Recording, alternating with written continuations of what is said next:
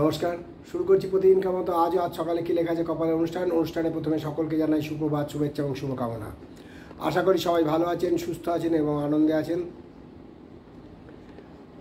প্রতিদিনকার মতো আজও দেবো দিনের পরিচিতি,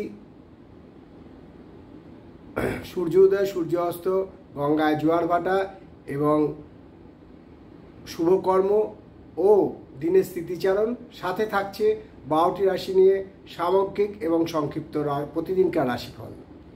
যে আমরা শুরু করেছি সেটা হচ্ছে সূর্যোদয় এবং সূর্য অস্ত দিয়ে। সূর্য উদয় হবে ভোর 5টা 14 মিনিটে এবং সূর্য অস্ত যাবে সন্ধ্যে 6টা 1 মিনিটে। আজকে নবমী তিথি, গুপ্তপেশ মতে 11টা 44 পর্যন্ত। এবারে আসছি গঙ্গায় জোয়ার ভাটা।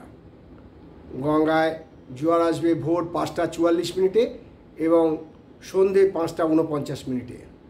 ভাটা আসবে সকাল 10টা 34 মিনিটে এবং রাত্রি 10টা 39 মিনিটে। আজকে শুভকর্ম আছে, তাও করতে হবে 11টা 44-এর মধ্যে। এবারে আসছি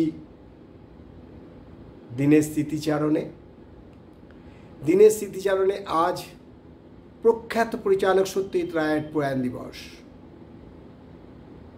আবার আজকেই বিশ্ব বই দিবস এবং কপিরাইট দিবস। সাথে আজকে মণিপুর দিবসও মানানো হয়।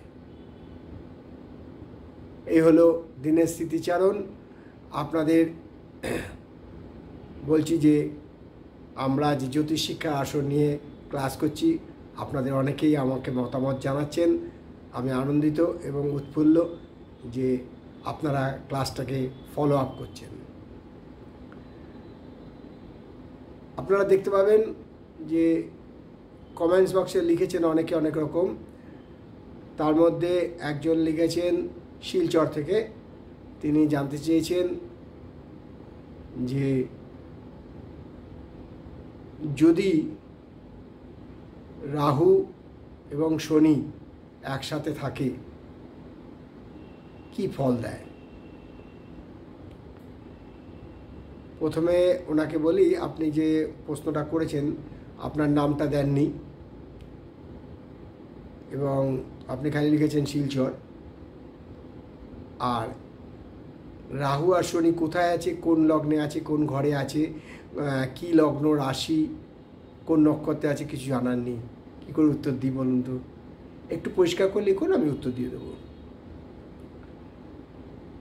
আর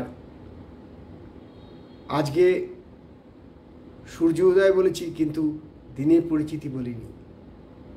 আজ 9 বৈশাখ 1432 গুপ্তপেশ এবং বিশুদ্ধ সিদ্ধান্ত মতে ইংরাজির 23 এপ্রিল 2025। আজ বুধবার। আজকে শুরুটা একটু অন্যরকমভাবে করলাম, দেখি আপনারা কতটা কি ফলো আপ করেন। এবারে আসছি যে শনি রাহু যদি একসাথে থাকে, যে প্রশ্নটা করেছেন তার একটা সংক্ষিপ্ত উত্তর আমি দিয়ে দিচ্ছি। যদি শনি রাহু লগ্নের পঞ্চমে থাকে, রাহু সাধারণত প্রেম, ভালোবাসা, প্রণয়ে সাহায্য করে। শনি ত্যাগী, বিবাদী এবং পঞ্চম হচ্ছে আবার পড়াশোনা, সব কিছু দেখতে পারেন। তাহলে আপনার লগ্নটা, রাশিটা কিছু বলেননি, তাহলে আমি কি করে বলি যে এইটা থেকে এই হবে, এইটা থেকে এই হবে? দয়া করে পরিষ্কার করে লিখুন এবং প্রশ্নটা পরিষ্কার হয়ে রাখুন, আমি নিশ্চয়ই আপনার উত্তর দেওয়ার চেষ্টা করব। এবারে আসি 12টি রাশি নিয়ে। 12টি রাশি সংক্ষিপ্ত এবং সামগ্রিক প্রতিদিনকার রাশিফল। আপনারা চিন্তা করবেন না, আপনাদের প্রত্যেকটা প্রশ্নের উত্তর আমি দেবো, কিন্তু দয়া করে একটু পরিষ্কার করে লিখে পাঠান যাতে বোধগম্য হয় এবং পরিষ্কার হয় যে প্রশ্নটা এই থাকছে। মেষ রাশি জাতকদের আজকে সৎকর্মে ব্যয় হবে। সৎকর্ম মানে জানেন তো, অর্থাৎ পূজা, ধ্যান, ধর্ম, এইসবের ব্যাপারে আজকে ব্যয় হবে। এই ব্যয়টা কিন্তু ভালোই ব্যয়, কিন্তু ব্যয়টা করবেন হিসেব করে। বৃষ রাশি জাতকদেরকে বলবো আজকে বড় ডিপ্রেশনে ভুগবেন, শারীরিক অবস্থা খুব একটা ভালো যাবে না, জ্বরজ্বারাদিতে ভুগতে পারেন, তাই শরীরের দিকে নজর দিন। মিথুন রাশি জাতকদের বলবো আজকে কোনো ঝগড়া ঝুট ঝামেলায় জড়িয়ে পড়তে পারেন, ফলে উচ্চ রক্তচাপে যারা ভোগেন তাদের পক্ষে আজকের দিনটা খুব একটা শুভ নয়, তাই একটু ঝগড়া বিবাদ মানসিক দ্বন্দ্ব এড়িয়ে চলার চেষ্টা করুন। আর কর্কট রাশির জাতকদের বলবো আজকে প্রিয়জনের সঙ্গ পাবেন, মনে আনন্দ থাকবে, শরীর স্বাস্থ্য ভালো থাকবে। সিংহ রাশি জাতকদের বলবো অনেক দিনের আশা আজ পূর্ণ হতে পারে, তাই সিংহ রাশি জাতকদের আজকে মানসিক অবস্থার উন্নতি এবং শারীরিকও সুস্থতা থাকবে। কন্যা রাশি জাতকদের বলবো যে ব্যয় নিয়ন্ত্রণে রাখুন, নাহলে ঋণগ্রস্ত হতে পড়তে পারেন, ফলে টেনশন এবং শারীরিক অবস্থার সামান্যতম ভুগতে পারেন, তাই ঋণ নেওয়ার আগে একটু চিন্তাভাবনা করে নিন। তুলা রাশি জাতকদের বলবো যারা কর্মে যুক্ত আছেন তাদের দিনটা শুভ, তাদের কর্মে উন্নতি, মানসিক উন্নতি এবং শারীরিক সুস্থতা থাকবে। বৃশ্চিক রাশি জাতকদের বলবো যারা বিদেশে যাওয়ার জন্য অপেক্ষামান ছিলেন তাদের আজকের দিনটা শুভ, আজকে বিদেশ যাত্রার পক্ষে শুভ এবং শারীরিক এবং মানসিক শুভ। ধনু রাশি জাতকদের বলবো খুব সাবধান, কোনো গুপ্ত রোগে আক্রান্ত হতে পারেন, তাই যদি কিছু শরীরে অস্বাভাবিক মনে করেন তাহলে ডাক্তারের সুপরামর্শ নিন। মকর রাশি জাতকদের বলবো আজকে ঘরের কোনো সমস্যা আপনাকে বিচলিত করতে পারে, ফলে আপনার উচ্চ রক্তচাপ বৃদ্ধি পেতে পারে, তাই নিজেকে নিয়ন্ত্রণে রাখুন, গৃহ সমস্যাকে খুব ঠান্ডা মাথায় নিয়ন্ত্রণ করুন। কুম্ভ রাশি জাতকদের যারা ইনভেস্টমেন্ট করবেন ব্যবসায়, যারা ব্যবসার সাথে যুক্ত আছেন, নতুন কোনো ব্যবসায় ইনভেস্ট করবেন, তাদের পক্ষে আজকের দিনটা শুভ এবং শারীরিক এবং মানসিক উন্নতির সম্ভাবনা প্রচণ্ডভাবে বিদ্যমান।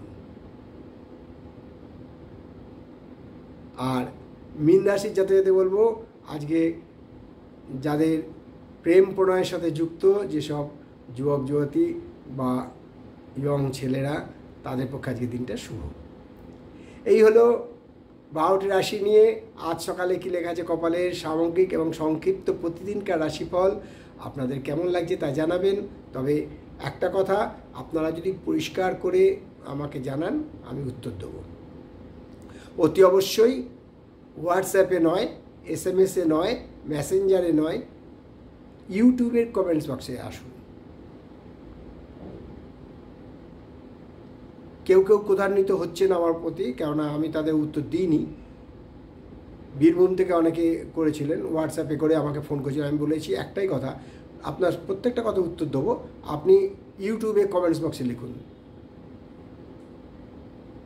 তাই ক্রোধকে সংবরণ করুন, আপনাকে যেরকম আমরা নির্দেশ দিচ্ছি আপনি সেই নির্দেশ অনুযায়ী কাজ করুন না, তাহলে তো উত্তর পাবেন।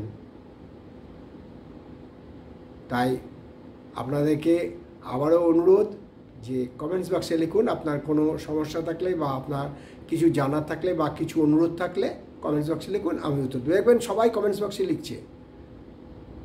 হাওড়া থেকে স্বরূপরঞ্জন চক্রবর্তী লিখেছিলেন, যেহেতু আমার এই লটারির টিকিটে কি ভাগ আছে, লিখতেই পারে, আমি উত্তর দেবো তাকে।